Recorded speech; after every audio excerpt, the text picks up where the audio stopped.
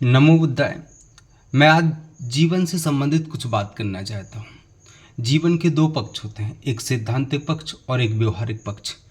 इन दोनों पक्षों को जब मिला दिया जाता है तो इंसान महान बन जाता है।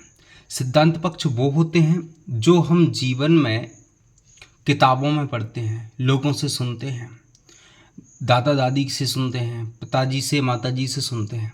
व्यवहारिक पक्ष वो होता है कि उन शिक्षाओं को व्यवहारिक जीवन में काम करते समय या अपने कर्म करते समय उनको ध्यान रखना, और ध्यान करते समय उन बातों को सैद्धांतिक पक्ष और व्यवहारिक पक्ष को जोड़कर देखना।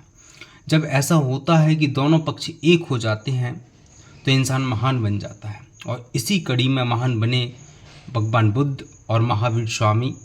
और आधुनिक युग में यदि हम किसी का नाम ले सकते हैं तो वो है B.R. अम्बेडकर और अब्दुल कलाम आज़ाद। और भी हो सकते हैं। इसके अलावा मैं आपसे बात करना चाहता हूँ कि यदि हमने किसी चीज़ को सिद्धांतों में पढ़ा है कि ये चीज़ अच्छी होती है, कहने मात्र से और कहने में और करने में बहुत बड़ा फ़र्क होता है। यदि हमने किसी चीज़ को माना कि ये चीज़ बहुत अच्छी है, इनके प्रवचन बहुत अच्छे हैं, इनकी बातें बहुत अच्छी हैं और इनकी शिक्षाएं भी बहुत अच्छी हैं, तो क्या पढ़ने से क्या आपने उन चीज़ों को फॉलो कर लिया? नहीं, इसका जवाब नहीं होगा। यदि आप उनकी शिक्षाओं को व्यवहारिक जीवन में अप्लाई करोगे तब जाके वो आपके जीवन में एक नया नवाचार लाएंगे और दोनों जीवन को वो जोड़ने का काम करेंगे और आप महान बन जाओगे।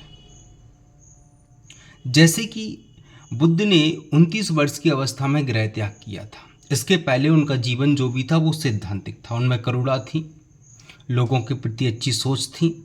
लेकिन क्या वो 29 साल तक उसे लोगों के सामने ला पाए? नहीं ला पाए। क्यों? क्योंकि उनके ऊपर परंपराओं का, परिवार का, मित्रों का, माता पिता का आवरण था। पढ़ते थी, उन्हें ऐसा करने से रोक रही थी। लेकिन 29 साल आते आते बुद्ध ने गृह त्याग किया और सारी वर्तों को एक ही सेकंड में तोड़ डाला। चंद मिनटों में उन्होंने अपनी परतों को तोड़कर गृह त्याग किया और गृह त्याग करने के बाद चल पड़े प्रैक्टिस करने के लिए। किन चीज़ों का प्रैक्टिस करना था उनको? उन चीज़ों का जो उनके सिद्धांतों में चल रही थी। उन्होंने प्रैक्टिस की और अनुभव प्राप्त किया और अनुभव के माध्यम से उन्होंने अपने व्यवहारिक जीवन को सैद्धांतिक पक्षों से जोड़ा। और ये घटना कब हुई?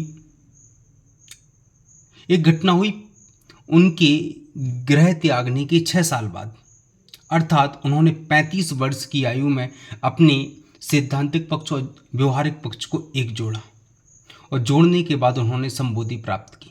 संबोधि का तात्पर्य है उन्होंने सर्वोच्च ज्ञान को प्राप्त किया, वो सर्वोच्च ज्ञान जो आज भारत से लुप्त हो चुका है। आप कहते हो कि मैं इतना शक्तिशाली हूँ, आप कुछ भी शक्तिशाली नहीं हो। आप कहते हो कि हम में बहुत ताकत है, आप में कोई ताकत नहीं है। आप कहते हो कि हम बहुत ज्ञानी हैं, आप में कोई ज्ञानी नहीं है। कहो तो मैं आपकी अकड़ निकाल दूं।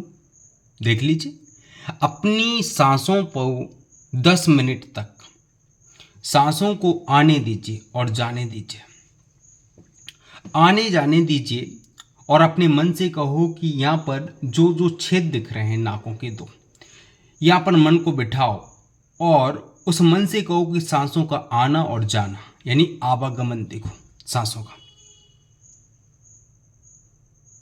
100% मन आपका ऐसा करने में विफल रहेगा। क्यों? या तो मन आपको पास्ट में ले जाएगा, अतीत में ले जाएगा, या मन फिर आपको भविष्य में ले जाएगा।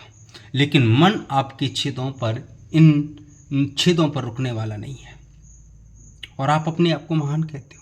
जीते होंगे आपने हजारों युद्धों में, जीते होंगे आपने हजारों युद्ध बातों में। खुद से भी तो जीत के दिखा दो, खुद से भी जीत लीजिए आप लोग। जिस दिन आप अपने मन को कंट्रोल करके अपनी आंखों पर लगा लोगे उस दिन आप विजेता बन जाओगे। लेकिन ये आसान नहीं है। मन का स्वभाव है भटकना, जैसे आग का स्वभाव होता है जलना। यदि आग जले नहीं, आग का धर्म होता है जलना, तो मन का भी धर्म होता है भटकना। मन भटकेगा, लेकिन भटकने दीजिए। कब तक भटकेगा? 30 मिनट, 40 मिनट, 50 मिनट, 1 घंटे, लेकिन मन एक बार आपके कंट्रोल में आ जाएगा। लेकिन यदि मन पास्ट में ले जा रहा है आपको या फ्यूचर में ले जा रहा है, तो आपको प्रतिक्रिया नहीं करनी है, आपको सहज भाव से उसको स्वीकारना है और उसको देखना है कि ये कितना भटकता है, इसके रंग कितने होते हैं। यदि आप सब्जी खा रहे हैं आलू की, तो कहेगा यार ये आलू की सब्जी क्यों खा रहे हो, चलो भिंडी की सब्जी खाते हैं। और जब तुम भिंडी की सब्जी खाने जाओगे तो कहेगा वो ये आलू की सब्जी ठीक थी।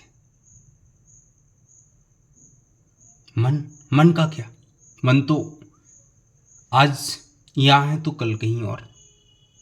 क्यों? क्योंकि मन को जिसने नहीं समझा, वो इंसान अपने आप को कभी नहीं समझ सकता है। जब तुम मन को समझोगे और मन जब आपके कंट्रोल में आ जाएगा, तब सांसें आपको गहराई में ले जाएंगी। उस गहराई में, जिस गहराई में विचार तो उत्पन्न होंगे, लेकिन विकार कभी उत्पन्न नहीं होंगे। विकार का मतलब है राग, द्वेष, लालच। ये 3 चीज़ें आपके जीवन से गायब हो जाएंगी। और जिस दिन ये 3 चीज़ों गायब हो जाएंगी आपके जीवन से, आप सोच लीजिए कि आपका जीवन आपके लिए ही नहीं, इस दुनिया के लिए कारगर सिद्ध हो सकता है। पूरे भारतीय समाज, पूरे विश्व की समाज को सार्थक हो सकता है। आज हमें ज़रूरत है सही मार्ग पर चलने की।